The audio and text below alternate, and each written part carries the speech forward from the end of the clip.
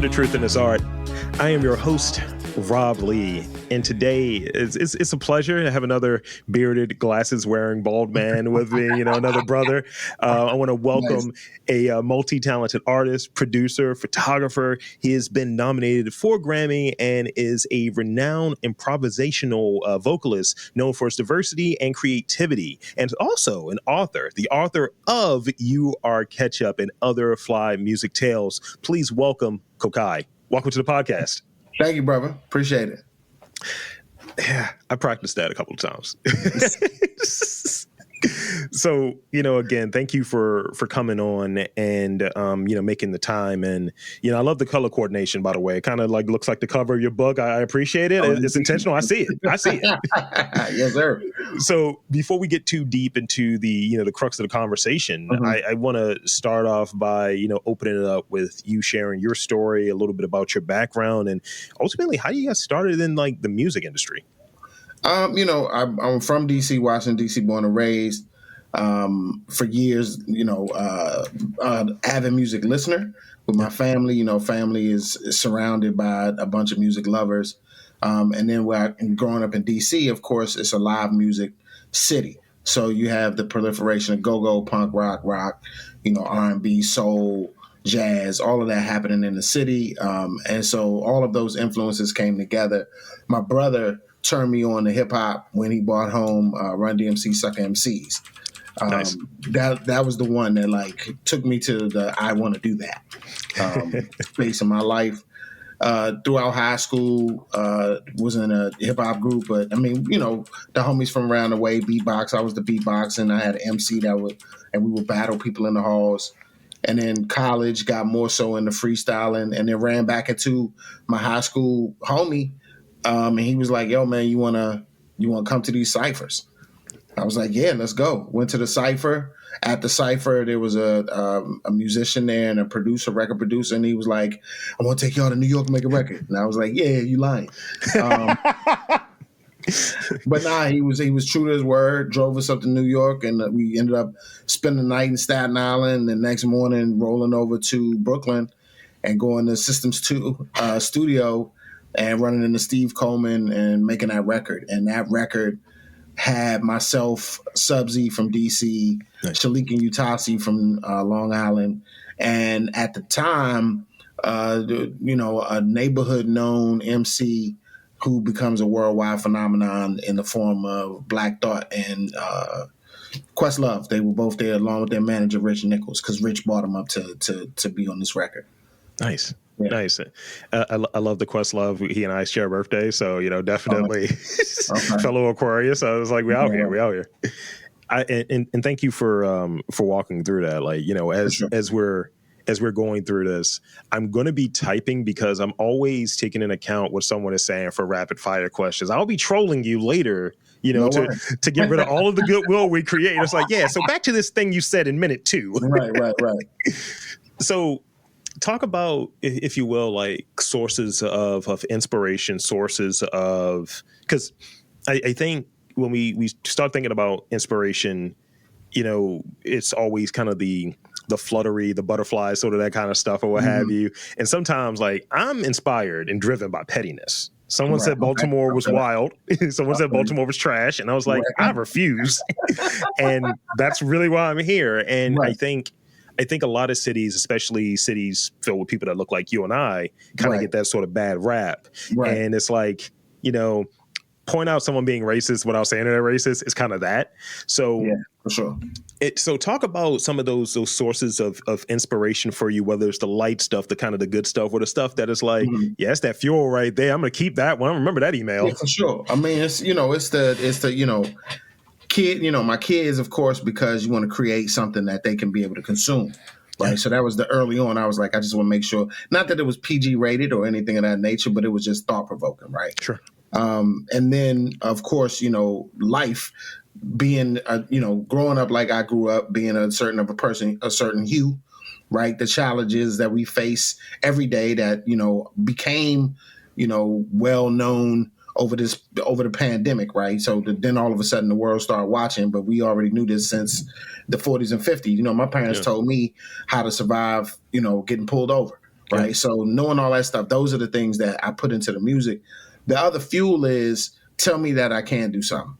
Like, oh, word? Like, oh, for real? Oh, I can't do that? Oh, nah, all right, well, repeat this. Let me go over here. Like, it's not, and then being from D.C., like, similar to Baltimore, similar to Philly, similar to, to all these places, we have these rich and long histories, and then people act like you one thing, right? So D.C., they'd be like, oh, it's the crack mayor joint. I'm like, no.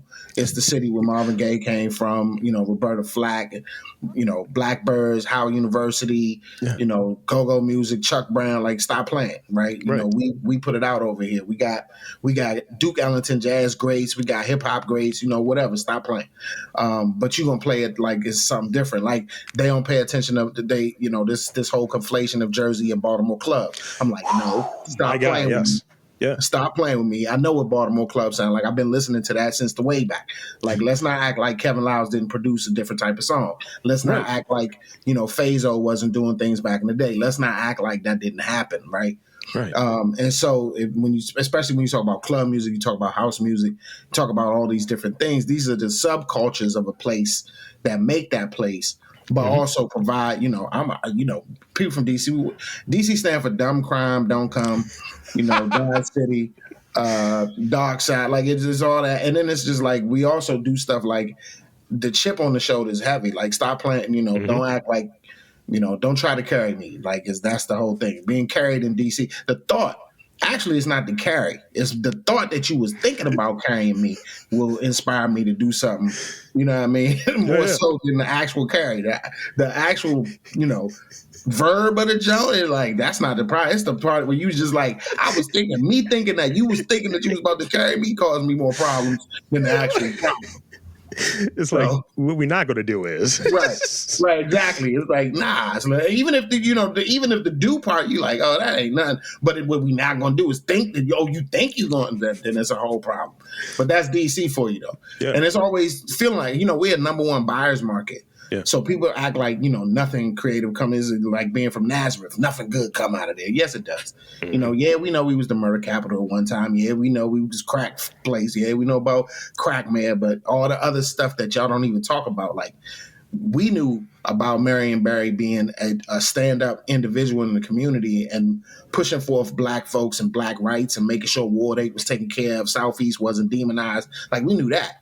Yeah. Right? So this little bump in the road, that was just the other thing. We know about senators and congressmen and who was doing what to who, where, long before the rest of the nation. Like, the streets talk. Like, you think capital is not in the capital, is in the hood. Like, the senators live in the hood, bro. Like, it's not playing. And I think it's funny. It's funny because this is the thing that's been on my mind like a considerable amount recently on like how we preserve and like archive culture. And people will kind of take it and it's like, well, this is really what it is. It's like, no. And when you see it live and in effect in the city that you're in, especially when it's like you touched on a moment ago, as far as like the Baltimore thing goes. When I was sitting there, I was like listening to this. I was like, oh, wop, wop, wop. I was like, that's a Baltimore club. All right, cool. No acknowledgement in that area. And it's just sort of, we have this. And the thing that catches me, and by this, I mean all of these sort of negative things is like, enter the name of quote unquote Black City. So when they talk about like Chicago and 700 murders or what have you, it's really, you mean Southside. Just call it what it is, what you guys mean. But when I start looking at, how the people of the city kind of receive it, that's the thing that catches me. I'm really about have pride in where you're from, and try to be a part of kind of moving that thing along, doing your best, and don't take in this sort of, well, they say we're no better than this, so let's play up to the role that we've been given, and that's the thing that catches me. In doing this podcast, I've recorded well over 500 episodes, mostly in Baltimore, but I've been making efforts to hit close markets, hit DC, hit Philly, hit New Orleans, and things of that nature. Close as in proximity, but close as in, I think, like spirit of a place. And, I remember talking to one of my friends in marketing, and before it kind of spreading out, and she was like, I'd be surprised if you find 20 interesting people in Baltimore. So it's right there. Crazy. It's right there. You're thinking that, and then when I go to these other cities, as a guy from Baltimore, one, people are surprised, like, you're from Baltimore? where's your gun, or whatever. Right. And then it's the other thing, like, wow, we need somebody like you doing that here. Right. So it's an appetite for it, it's a flavor for it. And I think going back to the whole root of what I was getting at, it's important to have people to say, nah, this is actually what's happening. This is actually what's going on. And here's the real story. You guys want to call it what you will, but this is the real story. Well, the gentrifiers will come in and try to retell your story for you, so they could just, rename neighborhoods, adaptation, change signs, flip a pit bull. Like, they'll do all kinds of stuff just to make sure that, the story don't get told the same way. But I find like it's on us, the griots of the community, to tell, and the institutions to support the griots of the community to tell those stories, right? I mean, I remember when Don't Mute DC happened, it was because somebody who lived in the apartments across from a store that had been playing go-go music outside for decades came across the street and was like, turn the music down, and then called the corporate office to be like, they need to turn it down. Like, no, we're not even gonna talk about and the story is from those that come in, like, why would a neighborhood be subject to this loud music all day, right? There's a noise ordinance, blah, blah, blah.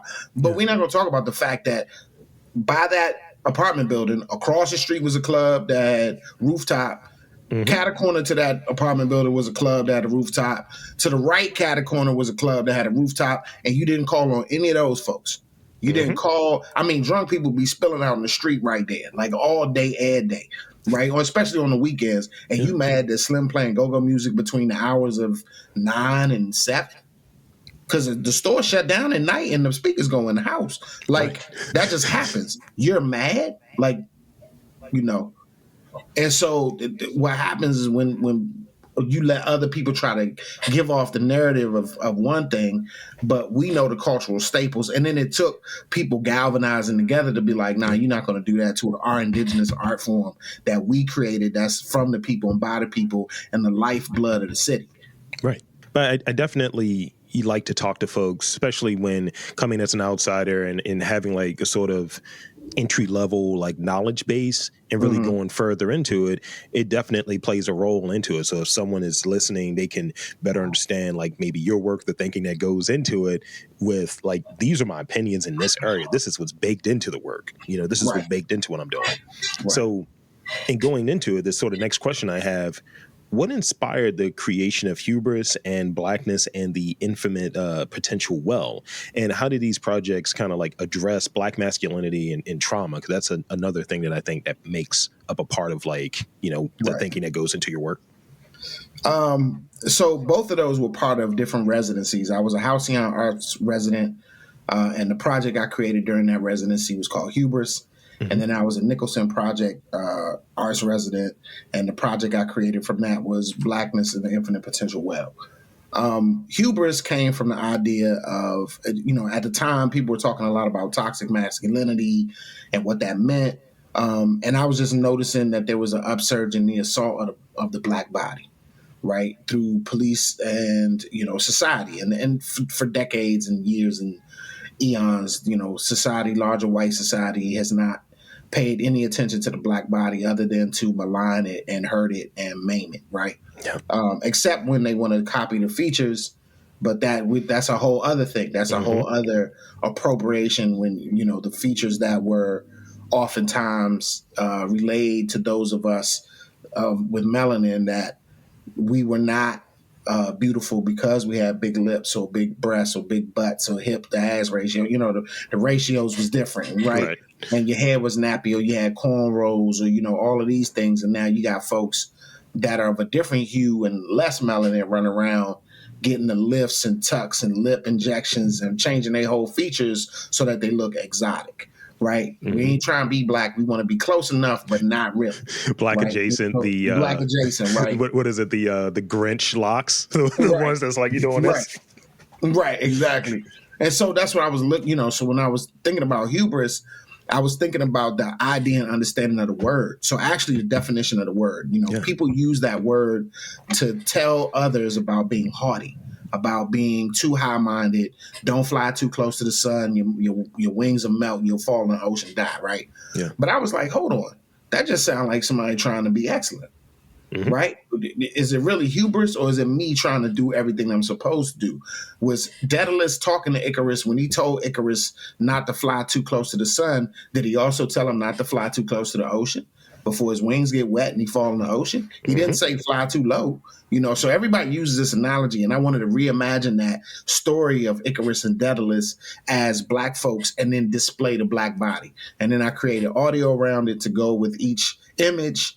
And then I did a movie, a short film, semi-doc about dreams. It was called On Dreams, and it's about those who dream and those of us who get, I interview Black men between the ages of 16 and 80 about what their dreams were and who were their biggest supporters and who were their biggest detractors.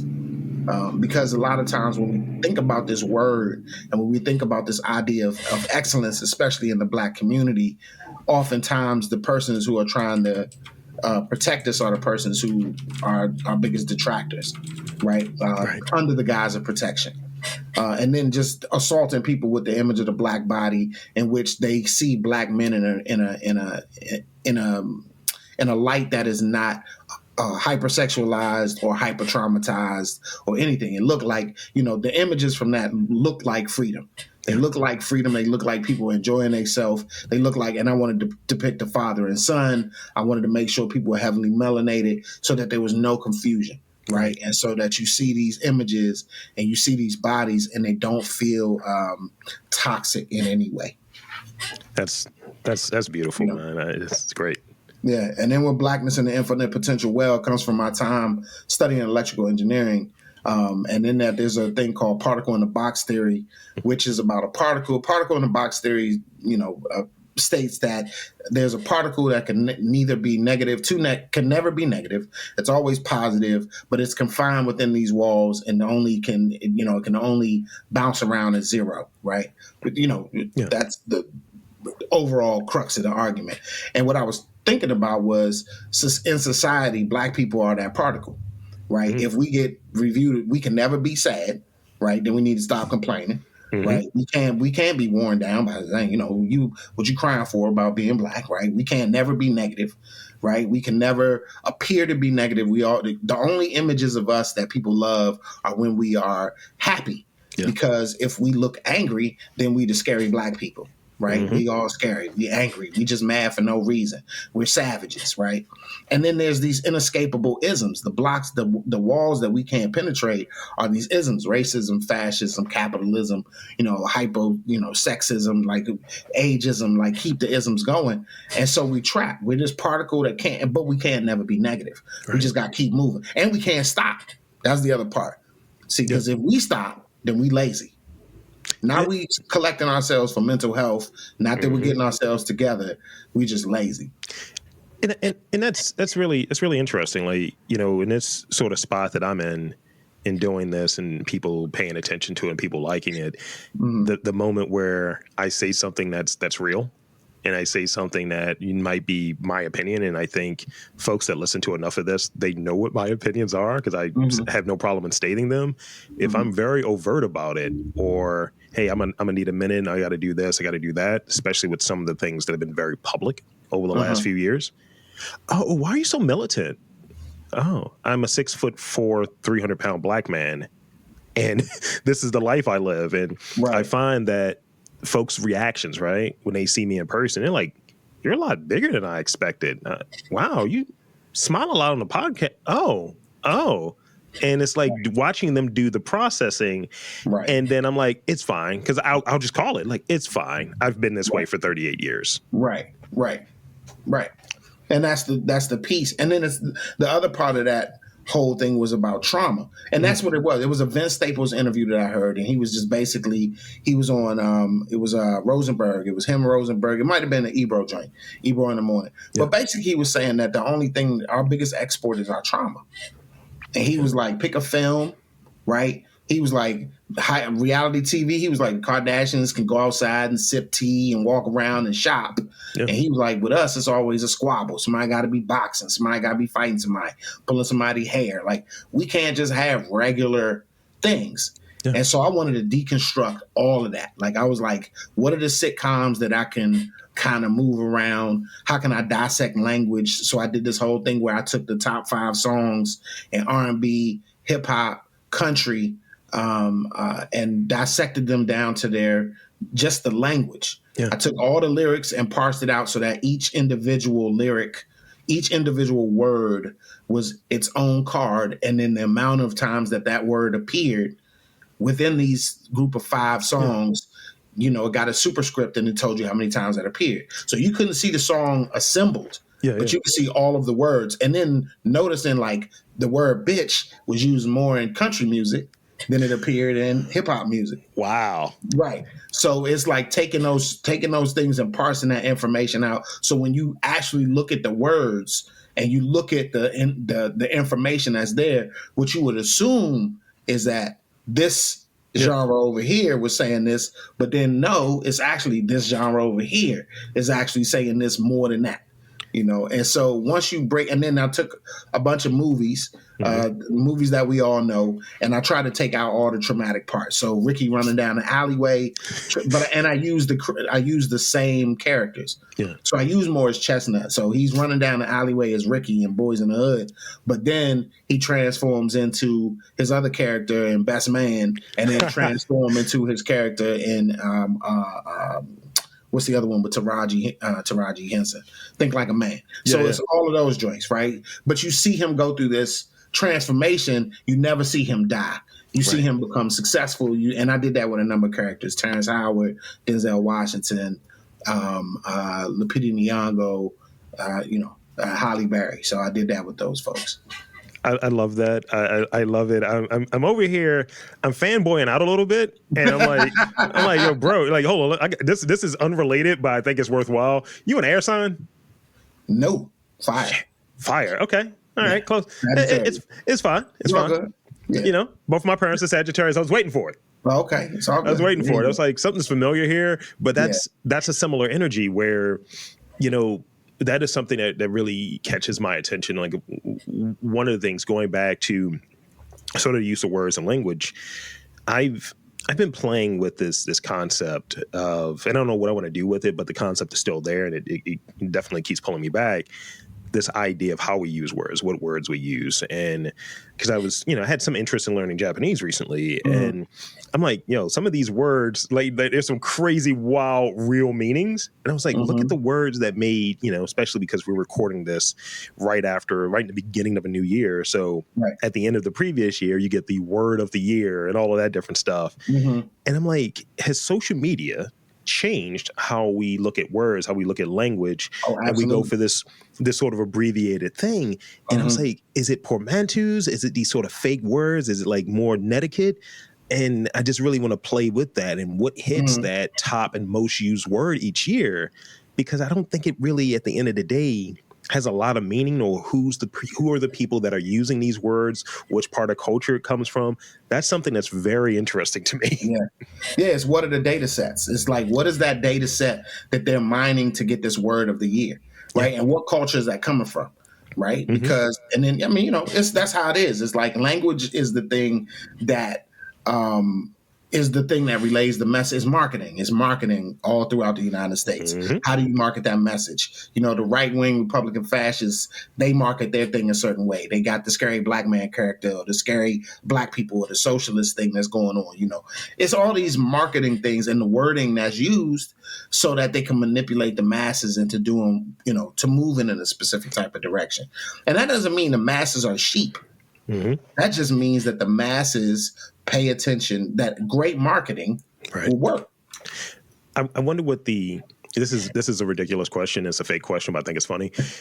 I wonder what the audition would look like for the scary black man on the GOP. It feels easy. Robert Townsend. The scary black man is easy. That's the easiest thing to audition for, because all you got to do is crunch up your face and don't say nothing. That's it. You can just, actually just don't smile and don't say anything. Oh, shit. And you the scary black man. Trust me. Most rooms I'm in, so yeah. Yeah, because certain folks will walk up to you. You could be the kindest person in the world with whatever. If they don't hear you and you look just regular, they fear you. But that's an intrinsic, that's a fear that's been put in them by their circumstance. Now, The thing that I do appreciate is people that ain't shook. That's my thing. That's my favorite thing to discover is hop on an elevator and people like, hey, what's up? And, you know, they're chilling. Like the white people ain't tripping. Like good white people that don't trip, I love them. People from other cultures that don't trip when they with you in a environment that's not necessarily something that is, you know, foreign. Yeah. That's dope. My favorite microcosm to watch people and to understand interactions with people is the airport. That's my favorite place because get a first class ticket, have a first class ticket, and be black in first class and peep the game. You're giving me goals for the next year or so. I mean, like I like being in spots, right, that I'm not supposed to be in. Like I already gave you my dimensions, right? So I've gone at some because I'm just starting to get invited to these things and being around sort of the kind of gatekeepery people, the funders, all of that different stuff. And it's a lot of, hey, bro, a lot of like trying to pat me and almost take light ownership. Like, how can I get a piece here and there? And it's not a good feeling for me. I don't really jam with it, but I think I want to observe it. It's like I want to peep it because it's almost, and it felt like this. It almost feels like almost like being captive in a sense of like, oh, I'm here on display for y'all. Got it. Now I understand. Well, I mean, there's a couple of comedians that talk about it. Like there's this one white comedian. He was like, you ever notice when white people roll up on black people and they, you know, they don't have black friends because all of a sudden they seem like they're auditioning to be the new black person in the crew. Like that, right? So that's one. And two is, you know, the discomfort. You could tell the origin of the history of the individual based on the interaction. You said you're 6'4", 300 pounds.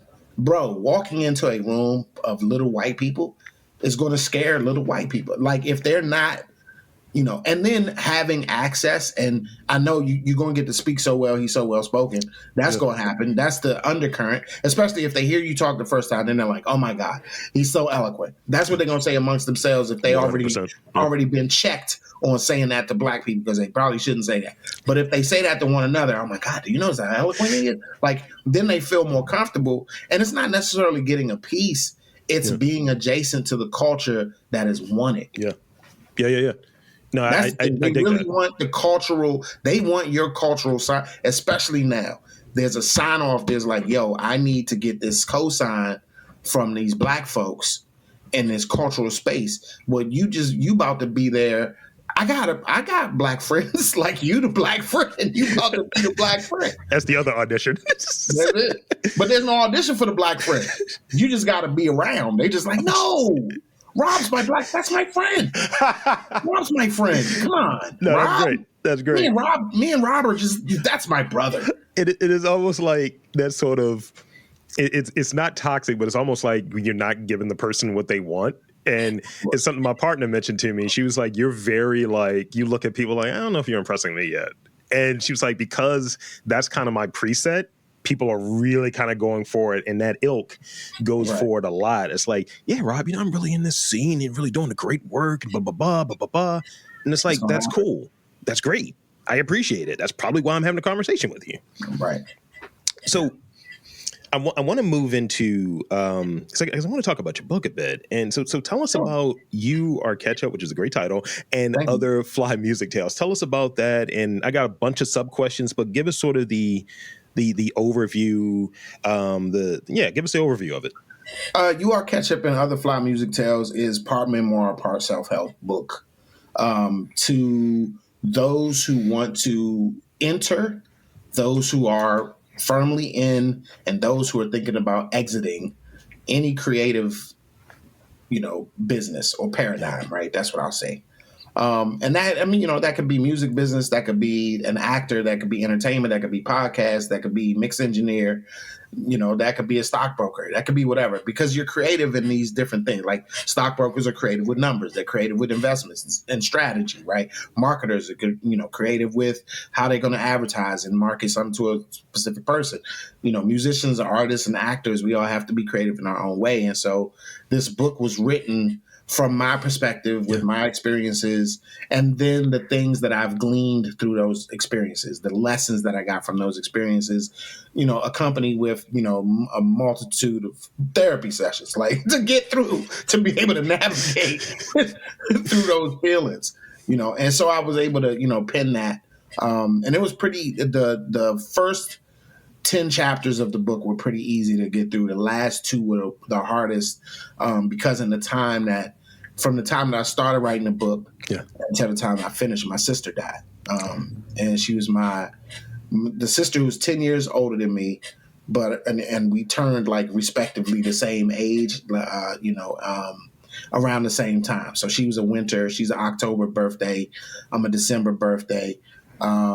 And she was like the homie. She was the person that took me to my first Fresh Fest. She was, the person who could help me with my homework. Yeah. And she was just a super brilliant individual who, I grew up in a family full of professionals, and those, people who were super practical and wanted me to, be a specific type of way. Everybody's, went for higher education, and in these, major roles in these different spaces. And I wanted to be the artist. And she was one of the few in my family. My siblings are real cool. Like there were 5 of us, and they cool. But she was the one that was like, nah, dog, like, get it. And so losing her in the midst of all of this stuff going on, thankfully, before she passed, she was able to read like 7 chapters. And she was like, yo, man, I can't wait to read this whole joint. And then having her pass, that was the most difficult part of writing it.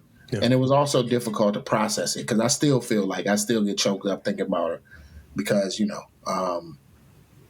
it's just, when you are on the other side of any success, the people that rode with you in the beginning, that's the people you really want to ride out with, like, for the whole time. And not having her here. I mean, the fortunate thing, I know exactly what she would want from me. Like me talking about it and being sad right now, she's like, man, shut up. Like that would be her reaction would be like, man, stop all that crying, dog. I'm gone, dog. Like that literally would be like how she would talk about it. I'm dead, cuz. Like, what you gonna do? Like, I ain't here no more, cuz. Why you tripping? Like she would just go smack. And I'd be like, no, like, what do you mean? Like if she was ghosting right now, she'd be in my ear like, man, shut up, I'm dead, cuz. Like, be quiet.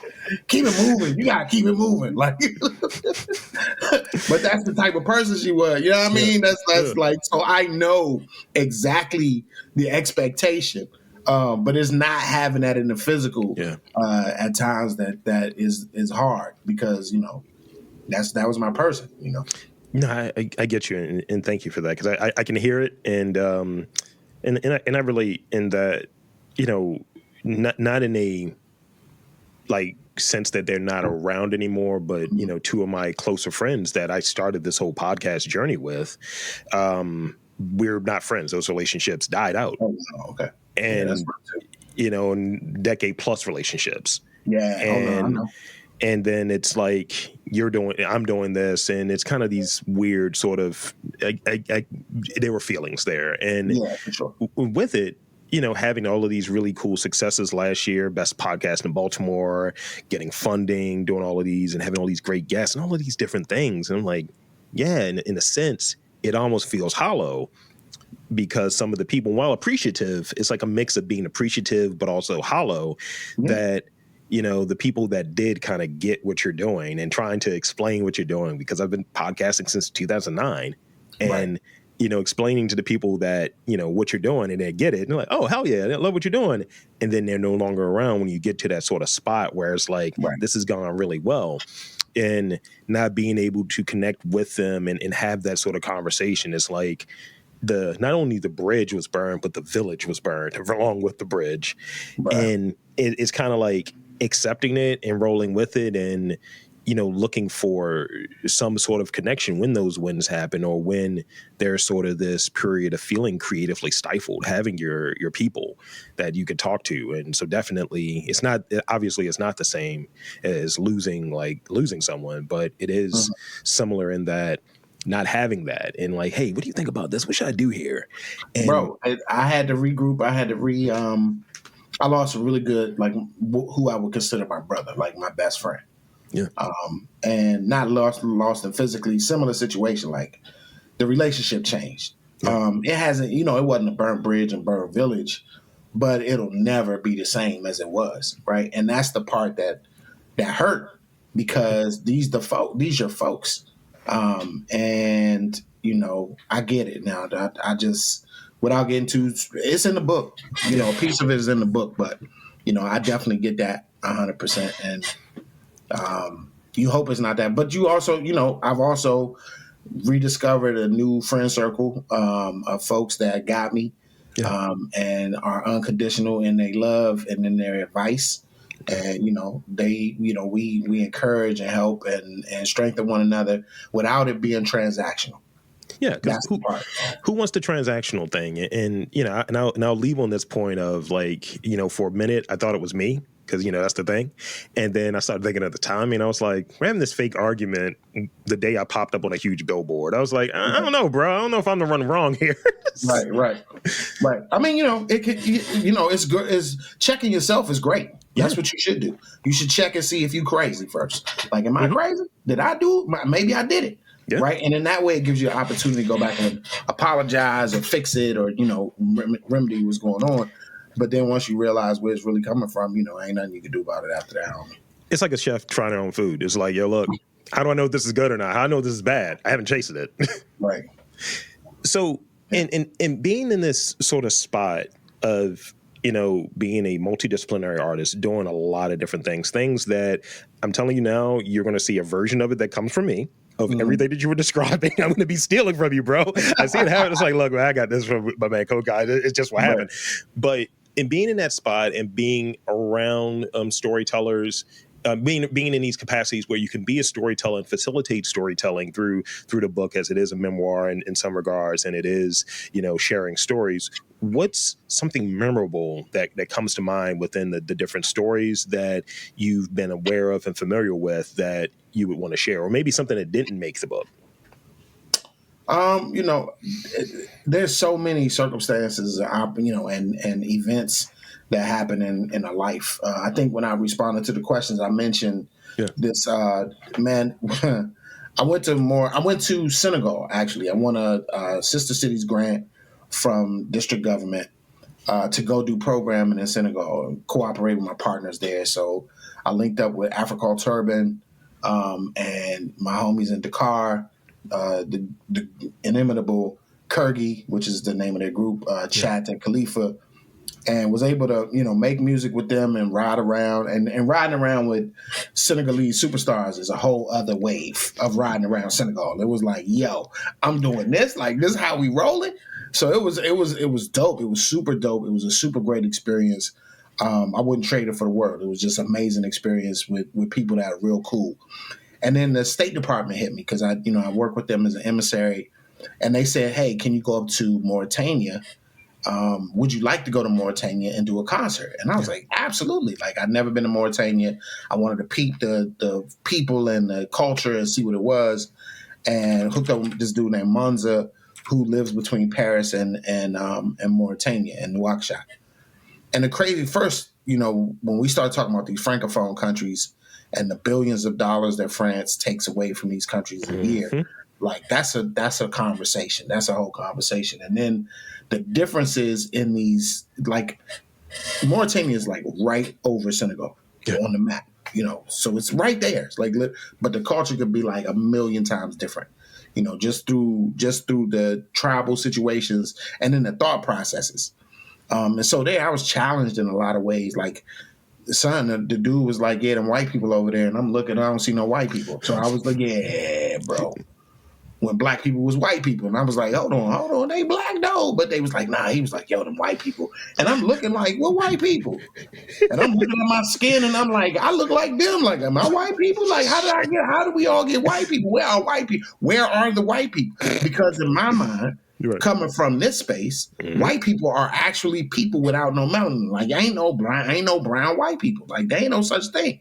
White people are the people that lack melanin. Ain't no, you pink. Like, you not brown. And so I was around a bunch of brown people, and this one brown person told me that another brown person was white. And I was like, nah. Like, so that was one of the things. And then just being amongst North Africans, you know, is North African culture is a whole different thing. So I'm Moroccans, Tunisians, you know, and the folks was just, you know, people, the Libyans, you know, folks was all there.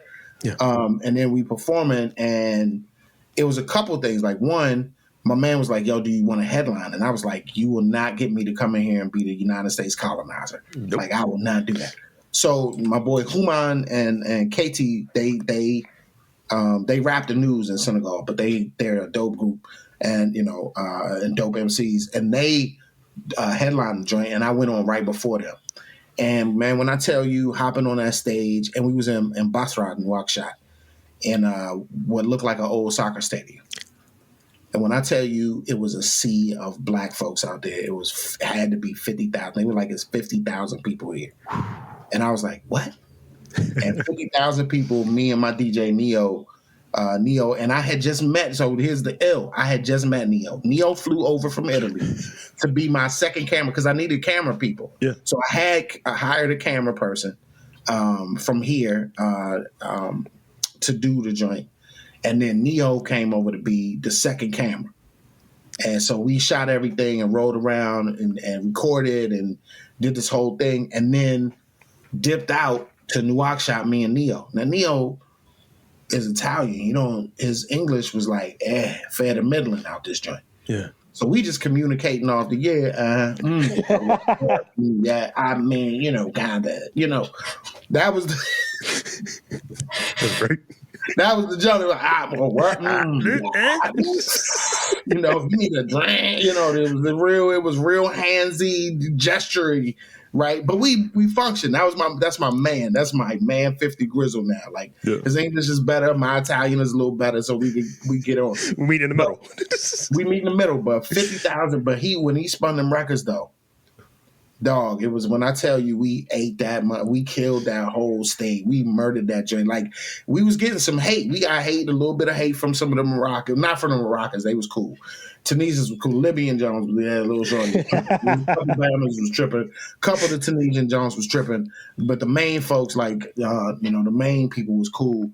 But some of the little campus, some of the Egyptians was beefing too. But I ain't, you know, it was whatever. The boys from Wati B and Mali and them, they was cool. But it was just like, but when I hit the stage though, cause see, they don't know. Yeah. And just not, they don't know, but like, I know some of their work. They know a little bit of my work, but they don't know what my stage show look like. So I'm like, it's all good, you know. And they thinking that I'm gonna be this, you know, yo, American, like coming over, yeah, what's good, we about to buy. Like, that wasn't my wave. Right. And so they was looking for that, and then when they didn't get that, and they got the lion, they was like, oh my God, Jesus, like, what is this? And I was like, and I mauled their whole stage. And when I finished mauling the stage, and I got off the stage, and the mayor of Nouakchott was like, yo, you got to come to this conference tomorrow. Like, come through, bro. I don't know what you do, but you do what you do. You know, and then people was like, oh, yeah. But, you know, some of the homies who knew me, they was like, nah, I'm trying to tell y'all, like, you might want to pay it. You might want to just not be trying to heckle. Because they was trying to heckle. They was trying to be off the heckle when I got on stage. And by the time I finished wearing that stage out, and the whole crowd was yelling, and lighting the little gas and the little aerosol cans on fire. I was like, yeah, son, and then mind your business. That's so fire. Shout out to Alfonso Bowie. He was my cameraman, my other cameraman from here. That's a bet. So I got one more real question. Okay, and it's almost like an appetizer, right? Because I think it's kind of a briefish answer before we get into those rapid fire ones. It almost sets up the rapid fire questions. Okay. So, in your opinion, from your vantage point, you know, crushing it, you know, like ripping stages apart and all of this stuff, being an artist in multiple disciplines. And I love the way that you made that sort of connection of how your book is applicable to various creatives, right? Mm-hmm. What is like that one key piece of advice you would want to share to someone who's emerging in sort of this creative work?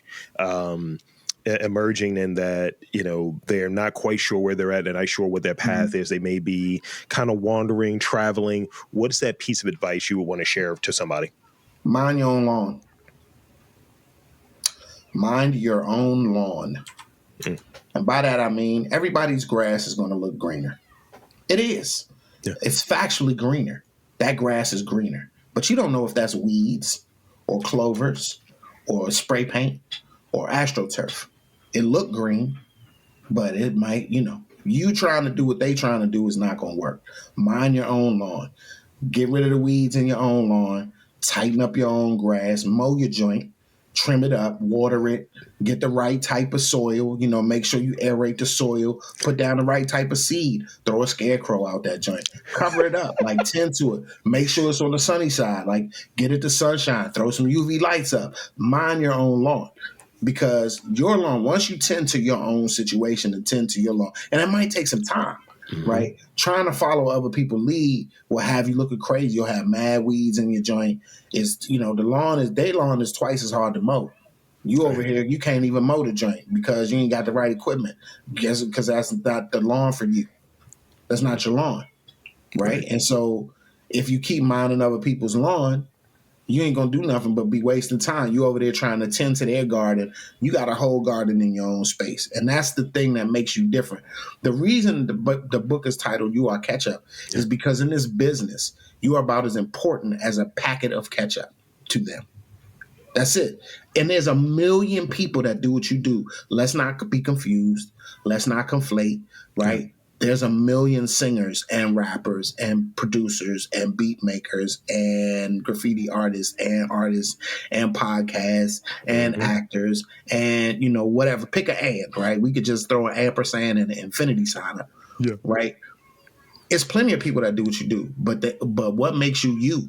And what makes that sauce that you have, and I say it in the book, are you do you got sriracha? You ketchup with a little sriracha, you got some extra pepper in it, some scotch bonnet, you a yard man them, what are you doing that's making your ketchup stand out?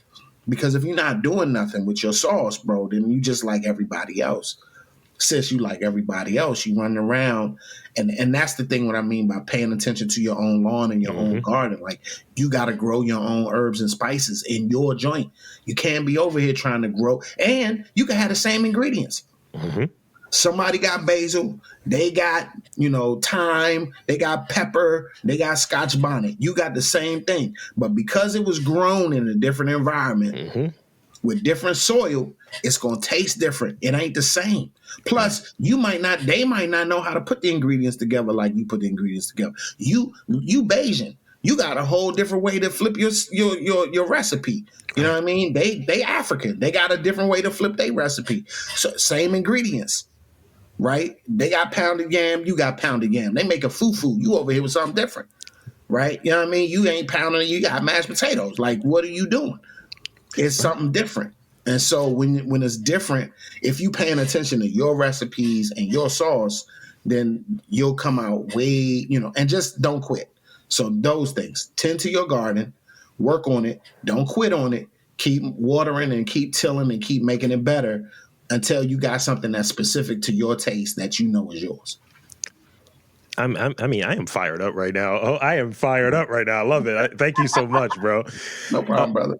So I got a litany of rapid fire questions. I got 6 of them, whatever. Brevity is key, obviously. So I'm going to start off with the first one. What is your favorite drink? Mezcal. Good man. I'm going to save that one because it's a pun. How many hours of sleep do you typically get? 4. Favorite TV show of all time? Of all time? Yeah. It's hard, I know. That's hard. Favorite TV show of the 80s, then. I'll give you that. Man, I can't even remember 80s, bro. That's just sad. It's sad. Yeah, sad. I'll give you. Okay, I'll frame it one more way because this has to do with one of your projects. Favorite Black TV show, Black lead, Black cast. Okay, great. What was the first album you fell in love with? The Three Sounds. And presents the Three Sounds. That's what the name of the group is. The Three Sounds. It's an eponymous joint. Three Sounds presents Three Sounds. Yeah. If you were able to bring back one group that you were a big fan of, that broke up or what have you, who would it be? What would the group be? Prince. Nice. What is? And this is probably gonna be a longer answer. What's your dream? It was you touched on something about this earlier, and I thought it was important to kind of circle back to it. I don't really have dreams anymore. Like a lot of the stuff is reality. So financial independence is, I'm working towards that. It's working towards the realities. Like the dream was to be on stage. The dream was to be a rapper, like to be an MC. And that became my reality. And so everything after that is just like pushing the reality forward. That's great. That's great. All right, here's the last one. Since ketchup is a part of the title of your book, aside from ketchup, what do you dip your fries in? Bro, mayonnaise. You notice that response, right? I'm on the same page. I love dipping my fries in mayonnaise. I grew up in Germany. So it's a mayonnaise ketchup thing. Bop, bop. It's a wrap. If they both together, it's a whole problem. That's a problem. Mayonnaise and ketchup. And actually, if it's ketchup and Miracle Whip, you really got, I'm out of here. Like I move away from the white, so I'll be like, hold on, don't give me that. And if it's ketchup and harissa and Miracle Whip, and you might well cancel me, bro. I'm just bow. So I'll throw this one out there to you, and that's pretty much all of the questions. And thank you for indulging me. No worries. This is what I've been doing. I'll do the QP, the Japanese mayo. Okay. I use that. That's my mayo replacement. We were cool with family.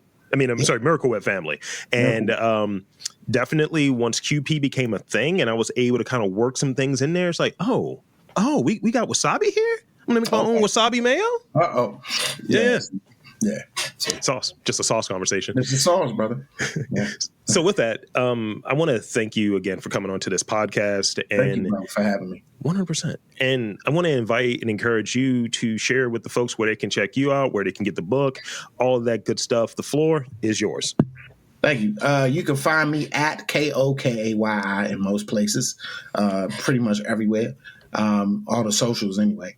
And then, or Kokayi 202, Kokayi 202.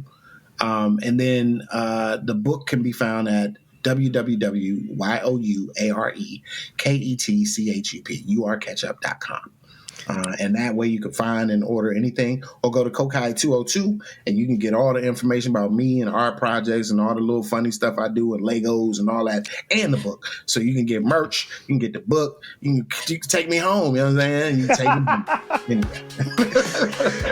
Well, there you have it, folks. I want to again thank Kokayi for coming on to the podcast. And I'm Rob Lee, saying that there's art, culture, community in and around your neck of the woods. You just got to look for it.